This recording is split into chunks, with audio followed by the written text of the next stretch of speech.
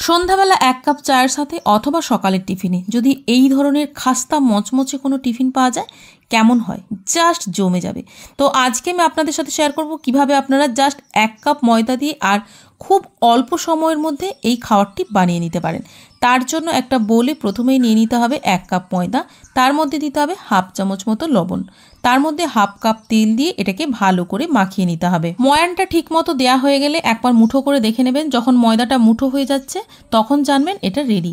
এরপর এর মধ্যে অল্প অল্প করে জল দিয়ে এটার একটা ডো বানিয়ে নিতে হবে আর ডোটাকে 10 মিনিট থেকে 15 মিনিটের জন্য রেস্টে রেখে দিতে হবে। এদিকে একটা কড়ায় তেল গরম করে ওর মধ্যে দিয়ে দিতে হবে পেঁয়াজ কুচি হাফ কাপ মতো, পেঁয়াজটা একটু বেশি পরিমাণে দেবেন। ওর মধ্যে দিয়ে দিতে হবে আদা আর রসুন, এটাকে কিন্তু থেঁতো করে দেবেন। তারপর ওর মধ্যে দিয়ে দিতে হবে লঙ্কা কুচি, লঙ্কা কুচিটা আপনারা আপনাদের মতো করে দেবেন, ঝাল খেতে চাইলে একটু বেশি দিতে পারেন আর না হলে কম দিতে পারেন। তারপর ওর মধ্যে দিয়ে দিতে হবে সেদ্ধ আলুকে কুচি কুচি করে কেটে, তার মধ্যে দিয়ে দিতে হবে হাফ চামচ লঙ্কা গুঁড়ো, হাফ চামচ ধনে গুঁড়ো আর হাফ চামচ জিরে গুঁড়ো। এরপর এর মধ্যে পরিমাণ মতো লবণ দিয়ে এটাকে ভালো করে মাখিয়ে নিতে হবে। তো দেখুন এটাকে একটু সময় নিয়ে মাখবেন।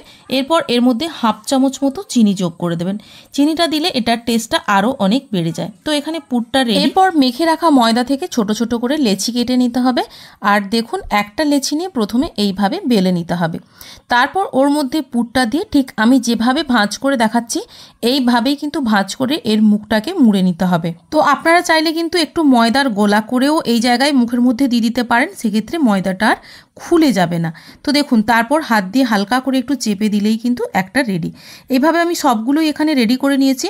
এরপর এগুলোকে ডুবো তেলে ভালো করে লাল করে একদম ভেজে নিতে হবে। এটা বানাতে 10 থেকে 15 মিনিট মতো সময় লাগে আর খেতে একদম দারুণ টেস্টি হয়, খাস্তা মুচমুচে হয়। আপনারা অবশ্যই একবার বাড়িতে ট্রাই করবেন আর ভিডিওটা ভালো লাগলে অবশ্যই কিন্তু like comment share and subscribe করে পাশে থাকবেন। আজকে এই পর্যন্তই।